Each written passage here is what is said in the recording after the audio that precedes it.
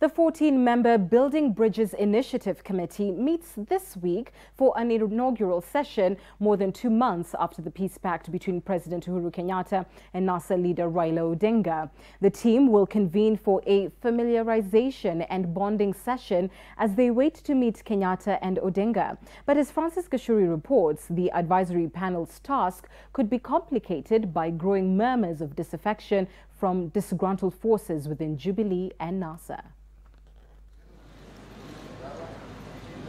More than 2 months after the handshake that brought together the country's two prime political protagonists and ended months of anxiety that had split the country along ethnic lines, the 14-member unity team kicks off its assignment this week. Sources within the Building Bridges Initiative Secretariat disclosed that the committee will hold its first meeting since it was unveiled more than a week ago. This week's meeting is a bonding and familiarization session as members wait to meet President Kenyatta and NASA leader Raila Odinga.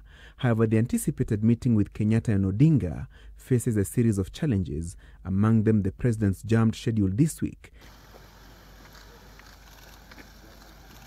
including state visits by Ethiopia Prime Minister Dr. Abiy Ahmed Ali and Djibouti President Omar Gwele. Odinga leaves the country next week for Britain, where he is expected to give a series of talks in universities. A source at the Secretariat disclosing that the advisory panel will next week retreat for at least 3 days to be inducted in sessions that will be facilitated by Joint Secretaries Ambassador Martin Kimani and lawyer Paul Mwangi representing Kenyatta and Odinga respectively. It is during the induction sessions where members are expected to generate the initiative's program of activities and be briefed on the terms of their appointment. The panel is expected to advise Kenyatta and Odinga on the 9 issues on which the initiative is anchored. These are ethnic antagonism and competition, lack of national ethos, feeling of exclusion among some communities in national leadership, enhancing devolution, the scourge of divisive elections every 5 years, national safety and security, slaying the dragon of corruption, shared national prosperity, as well as responsibilities and rights. But the initiative is already facing opposition from some quarters in Jubilee and NASA, with the 2022 succession politics fueling the disaffection. Mimi tutaendelea kutembea pamoja na ndugu yangu hapa, na tunataka wengine wakuje karibu na sisi, na tutembee, na kila mtu ambao uko na swali tuulize, lakini tuache hii mambo ya kuchimbana huko chini chini. Sasa tunachimbania nini?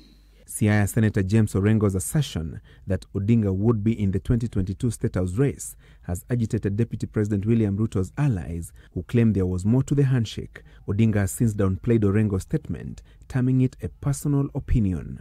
The manner in which this handshake was architectured by the President and Honorable Raila Odinga was shrouded in so much secrecy and mystery that it caught even their most important lieutenants flat-footed. And that has given ground and rise to so much suspicion upon suspicion from that handshake to this day. There has also been a clamor for expanding the advisory panel to include representatives of the youth, people living with disabilities, and the civil society. Francis Gashuri, Monday Special.